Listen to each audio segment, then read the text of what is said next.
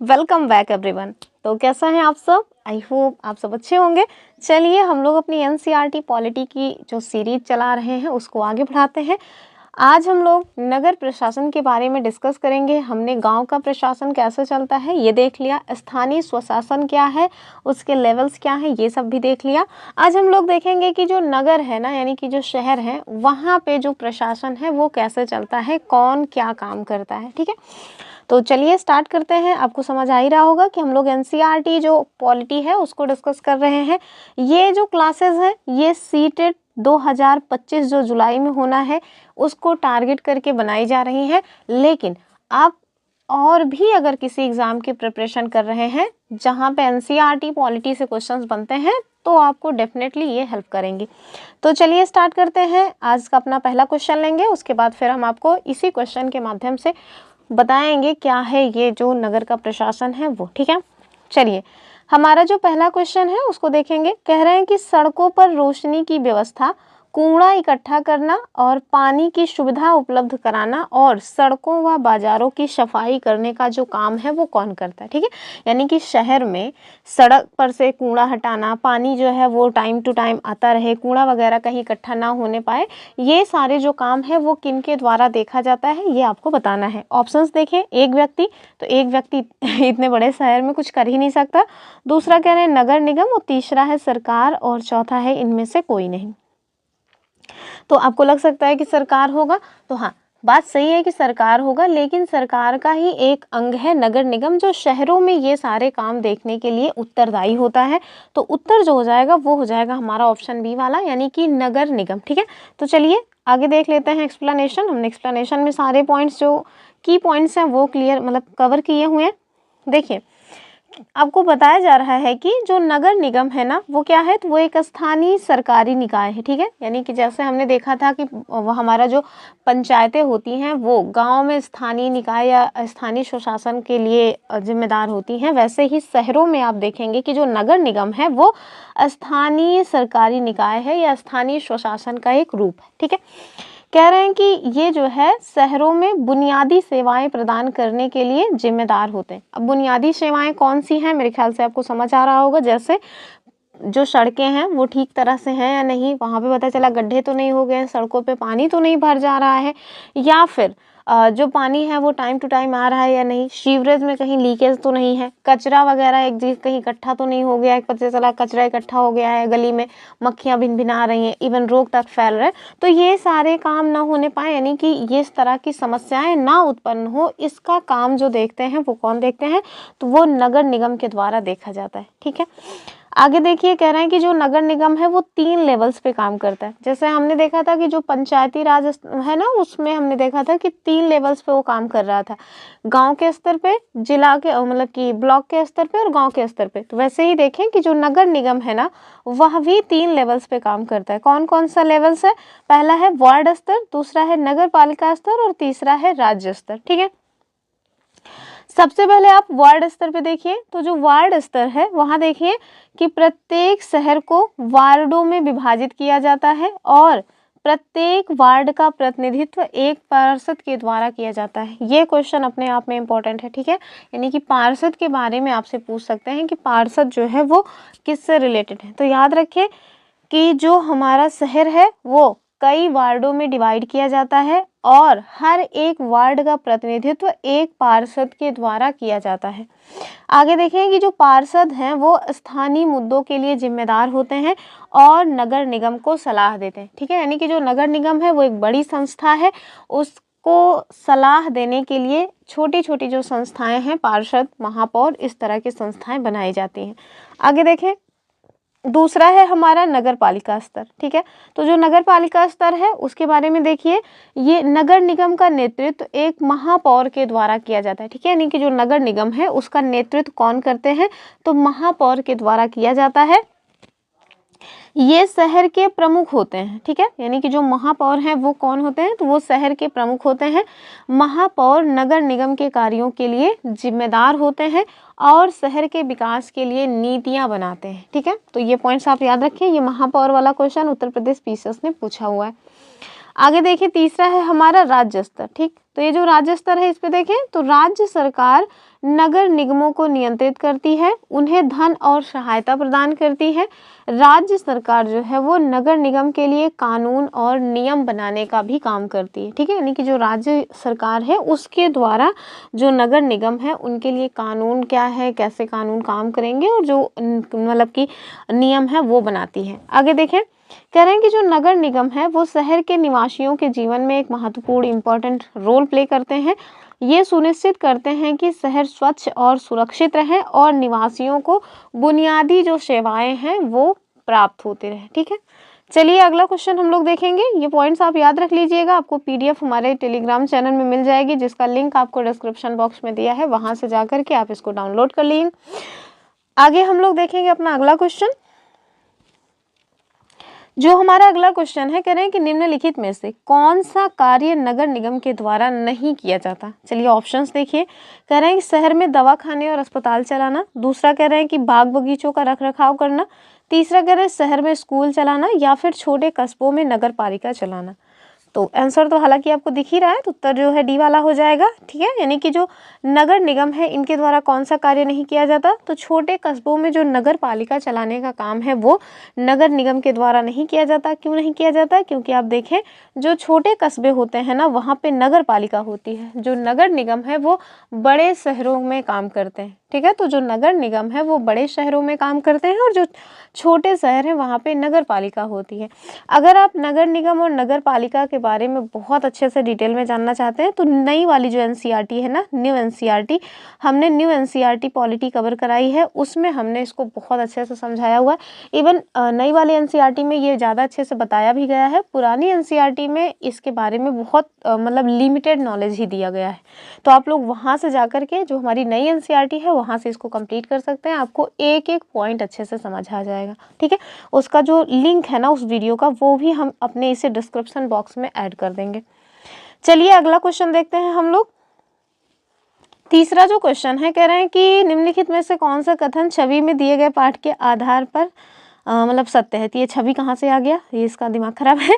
तो देखिए कह रहे हैं निम्नलिखित में से कौन सा कथन है जो कि मतलब सत्य है। आपको यहाँ केवल यही बताना है कि इसमें जो है जो आपके पास स्टेटमेंट्स दिए हैं इसमें कौन सा सत्य है।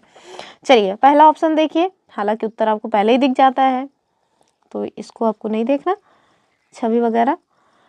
ठीक है, पहला विकल्प देखिए, कह रहा है कि जो नगर पार्षद है निगम पार्षद शहर के विकास के लिए महत्वपूर्ण निर्णय लेते हैं। ठीक है, क्या कह रहे हैं कि जो निगम पार्षद हैं वह शहर के विकास के लिए महत्वपूर्ण निर्णय लेते हैं।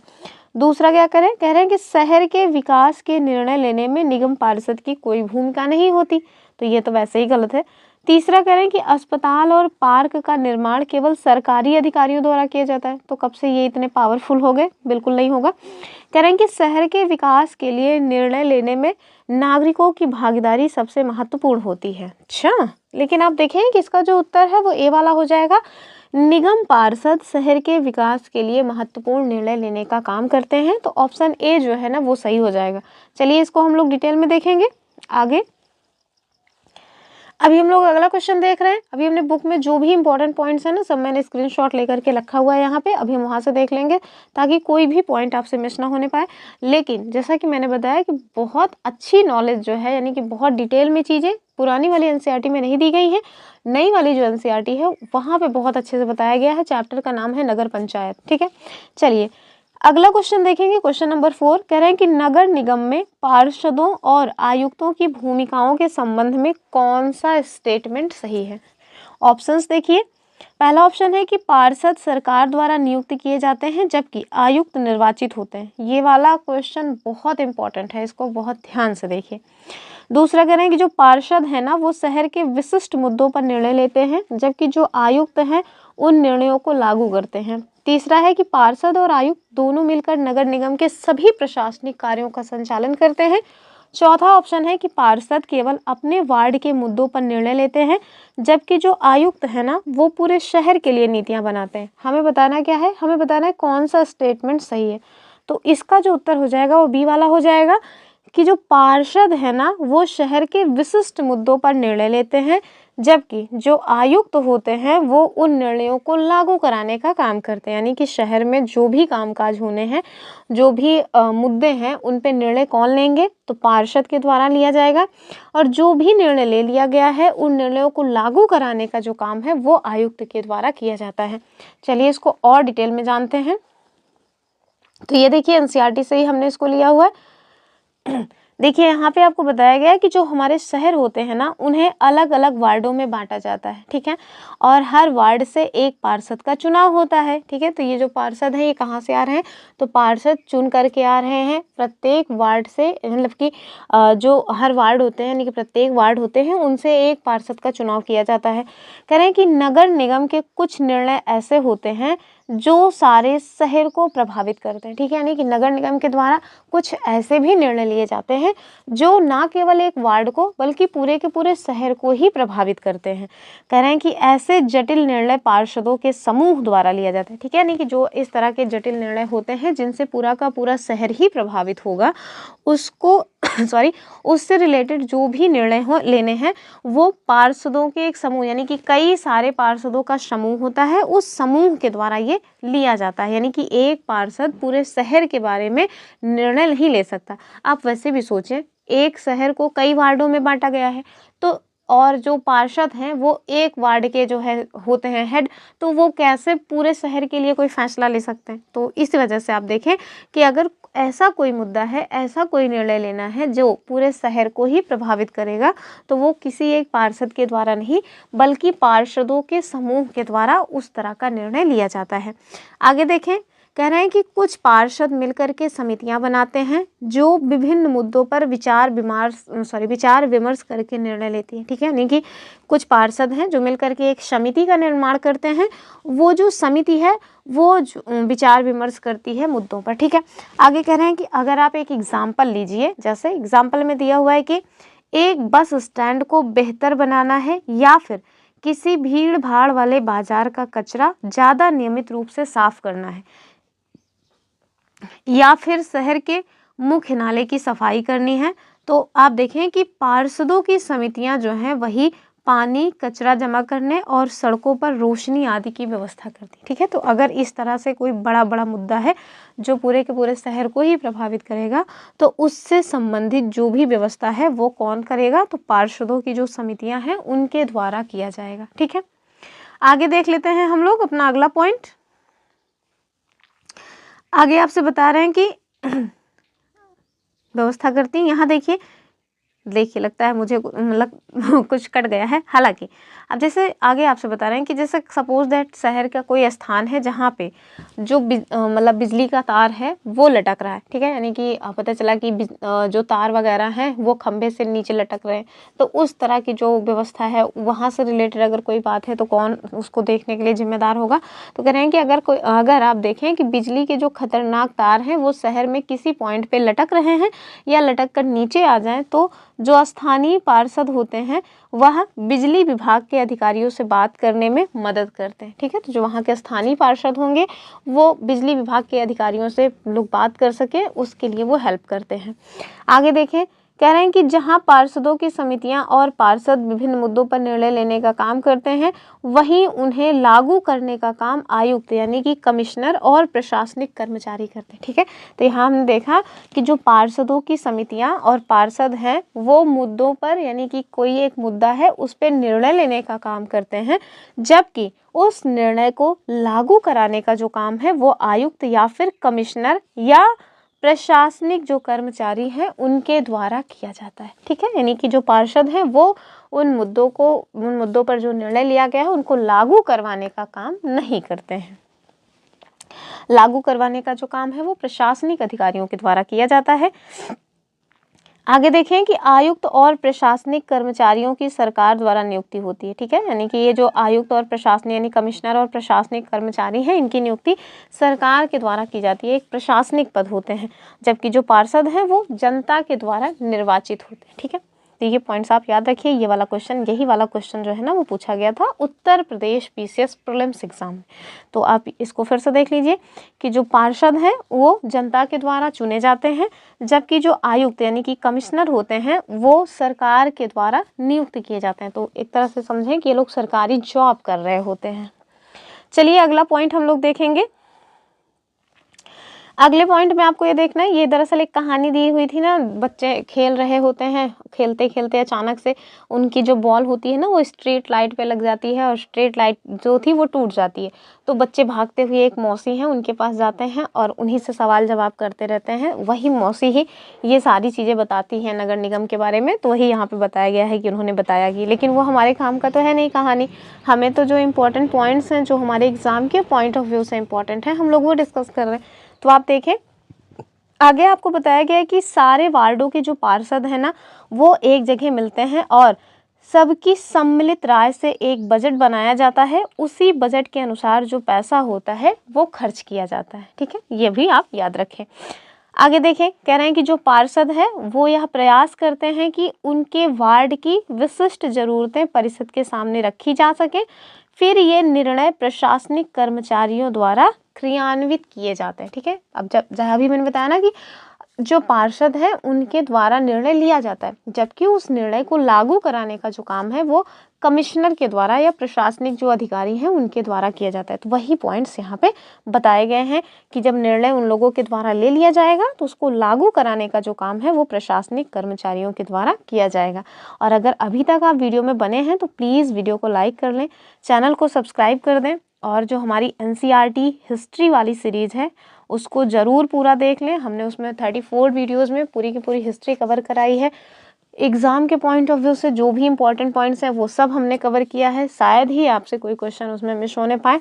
और साथ में अब तो हम उसमें PYQ भी ऐड कर रहे हैं, यानी कि जो प्रीवियस ईयर में सीटेट में क्वेश्चंस पूछे गए हैं उसको भी ऐड कर रहे हैं। अभी तो हम लोग 2020 से देख रहे हैं, लेकिन सब ठीक से चलता रहेगा तो हम लोग आगे मतलब पीछे भी जाएंगे, क्योंकि आप देखेंगे कि 20वां एडिशन जो है वो संपन्न हो चुका है सीटेट का। तो हम लोग जो 20 एडिशन हुए हैं उनके सारे के सारे क्वेश्चंस जो PYQs हैं वो डिस्कस करेंगे, लेकिन अभी तो हमने 2020 से ही स्टार्ट किया है। ठीक है, तो 2024 में जो मतलब हुआ था एग्ज़ाम वो 20वां एडिशन था, यानी कि 20वां एग्ज़ाम था। चलिए अगला क्वेश्चन देखेंगे। यहाँ आपसे क्या कह रहे हैं, कह रहे हैं कि नगर निगम को सबसे अधिक पैसा किस प्रकार के टैक्स से मिलता है। हमारे पास ऑप्शंस क्या हैं, संपत्ति कर, दूसरा है शिक्षा कर, तीसरा है मनोरंजन कर और चौथा है जल कर। तो आपको ये तो समझ आ रहा होगा कि नगर निगम को इन सारे चीज़ों से टैक्स मिलते हैं, लेकिन आपको बताना है कि सबसे ज़्यादा टैक्स कहाँ से आता है। तो आंसर तो आपको दिख ही रहा है, तो आप समझ ही गए हैं कि संपत्ति कर जो है ना सबसे ज़्यादा पैसा वहीं से आता है। चलिए आगे पॉइंट्स देखते हैं। ये देखिए, कह रहे हैं कि जो निगम है उसको पैसा कहाँ से मिलता है। तो कह रहे हैं कि अब जब नगर निगम के द्वारा इतने सारे काम किए जाते हैं, यानी कि साफ सफाई से लेकर के जो भी बेसिक नीड्स हैं जनता की उसको उन्हें फुलफिल करना होता है, तो उसमें जाहिर सी बात है कि बहुत सारा पैसा लगेगा। जब इतना सारा पैसा लगेगा तो पैसे का आमदनी भी तो कहीं से होनी चाहिए। तो वही बता रहे हैं कि कहाँ से नगर निगम को पैसा मिलता है। तो कह रहे हैं कि इतने सारे काम करने के लिए बहुत सारा पैसा चाहिए। निगम जो है वो इस राशि को अलग अलग तरीके से इकट्ठा करता है। कह रहे हैं कि इस राशि का जो बड़ा भाग है वो लोगों के द्वारा दिए गए टैक्स से आता है। जाहिर सी बात है टैक्स से ही पैसा कलेक्ट किया जाएगा, सरकार अपनी जेब से थोड़े ना कुछ देती है। कह रहे हैं कि कर जो है वह राशि है जो लोग सरकार के द्वारा उपलब्ध कराई गई सुविधाओं के लिए सरकार को देते हैं। ये डायरेक्ट जो है ना आपसे ये डेफिनेशन ही पूछी जा सकती है कर की, यानी कि टैक्स की। तो टैक्स की डेफिनेशन क्या है या टैक्स क्या होता है। तो टैक्स जो है वह वो राशि होती है जो जनता के द्वारा सरकार को दी जाती है सरकार की बेसिक सुविधाएं देने के बदले, यानी कि सरकार के द्वारा जो हमें बेसिक सुविधाएं दी जा रही हैं उसके बदले में हम लोग उन्हें जो पैसा चुकाते हैं उसी को टैक्स बोला जाता है। तो वही यहाँ पे दिया हुआ है। ठीक है, आगे आप देखें, कह रहे हैं कि जिन लोगों के अपने घर होते हैं उन्हें संपत्ति कर देना होता है। तो आप समझें कि संपत्ति कर जो है वो हाउस पे दिया जा रहा है। फिर कह रहे हैं कि और साथ ही जो पानी और अन्य सुविधाएं हैं उनके लिए भी टैक्स देना पड़ता है। जितना बड़ा घर उतना ज़्यादा कर, और निगम के पास जितना पैसा आता है उसमें संपत्ति कर से केवल 25 से 30% पैसा आता है, यानी कि संपत्ति कर जो है ना सर्वाधिक पैसा यहीं से आ रहा है। आगे देखें, शिक्षा पर भी टैक्स लगता है। अगर आप किसी दुकान या होटल के मालिक हैं तो उस पर भी आपको टैक्स देना पड़ता है। आगे कह रहे हैं कि अगली बार जब आप सिनेमा देखने जाइएगा तो टिकट पर ध्यान से देखिएगा, हमें मनोरंजन के लिए भी टैक्स देना पड़ता है। तो कौन कौन सिनेमा हॉल में जाकर के मूवी देखा है वो मुझे कमेंट करें। मैंने तो अभी तक नहीं देखा है, गाँव में वैसे भी कौन जाता है, वो भी स्पेशली लड़कियाँ। तो आगे देखें, कह रहे हैं कि इस तरह अमीर लोग संपत्ति कर देते हैं, वहीं जनसंख्या का एक बड़ा हिस्सा सामान्य तरह के टैक्स अधिक देता है। ठीक है, यानी कि संपत्ति कर आप देखेंगे कि जो बड़े लोग होते हैं ना वही लोग देते हैं, जबकि जो आम जनता है वो तो टॉफ़ी, चॉकलेट, बिस्किट इन सब पे टैक्स दे रही है। ठीक है, तो चलिए अगला क्वेश्चन, हालांकि क्वेश्चन अब नहीं है, अब हमने केवल पॉइंट्स कवर किए हैं। तो आज की वीडियो काफ़ी छोटी होगी क्योंकि छोटा सा टॉपिक ही है। तो अभी तक आप वीडियो में बने हैं तो प्लीज़ चैनल को सब्सक्राइब ज़रूर कर लें। आगे देखें, कह रहे हैं कि दरअसल शहर में काम को अलग अलग विभागों में बांटा जाता है, जैसे जल विभाग, कचरा जमा करने का विभाग, उद्यानों की देखभाल का विभाग, सड़क व्यवस्था का विभाग इत्यादि। ठीक है, ये देखिए एक मतलब कि छोटी सी कहानी दी हुई थी जिसमें बताया गया था कि कैसे बहुत ज़्यादा गंदगी हो जाने से जब मतलब कचरा वगैरह का जो उठाना है वो ढंग से नहीं होता है, सही समय पे कचरा लोग नहीं ले जाते हैं, तो किस तरह की प्रॉब्लम्स आती हैं, गंदगी से कैसे कैसे बीमारियां फैल जाती हैं, उसी का एक छोटा सा एग्जाम्पल दिया गया है 1994 का। ठीक है, तो ये अपने आप में इम्पोर्टेंट है। डायरेक्ट क्वेश्चन इस तरह से बनते हैं सीटेट में। कह रहे हैं कि 1994 में सूरत कहाँ है, तो गुजरात का शहर है सूरत, तो वहीं की बात हो रही है कि 1994 में सूरत शहर में भयंकर प्लेग फैला था। ठीक है, तो ये ईयर आप मतलब याद करके रखें कि सूरत में भयंकर जो प्लेग है उसका प्रकोप कब हुआ था, 1994 में। कह रहे हैं कि सूरत भारत के सबसे गंदे शहरों में से एक था। ठीक है, यानी कि जबकि ये बात हो रही है उस टाइम पे जो सूरत है ना वो टॉप 10 में नंबर 1 पे आता था सबसे गंदे शहरों में, मतलब नंबर 1 पे नहीं भी आता था तो मतलब टॉप 10 में ही आ जाता था वो, मतलब गंदे शहरों में से ही एक अपनी पहचान बना के रखा था। अभी तो स्वच्छ शहर में वो जो है 2 पे आया था, इसके मतलब इस बार जो स्वच्छता की रैंकिंग आई थी ना उसमें गुजरात का सूरत जो है वो 2 पे आया था मतलब स्वच्छ शहर में, गंदे वाले में नहीं। मतलब पूरा जो सिचुएशन है वो अब उलट चुकी है। आगे देखें, कह रहे हैं कि लोग घरों का और होटलों का भी कूड़ा कचरा पास की नाली या सड़क पर ही फेंक देते थे। इससे सफाई कर्मचारी को कूड़ा कचरा उठाने तथा उसे ठिकाने लगाने में काफ़ी मुश्किल होती थी।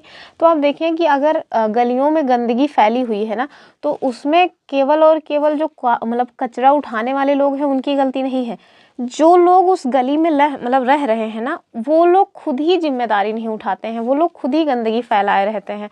अब देखें कि लोग अपने घर में झाड़ू लगा लेना ठीक समझते हैं और अपने घर का जो कूड़ा कचरा है वो ले जाके दूसरे के दरवाजे पे रखाएंगे, और स्पेशली अगर रोड वगैरह है तो और ही उसकी कोई इज्जत नहीं है।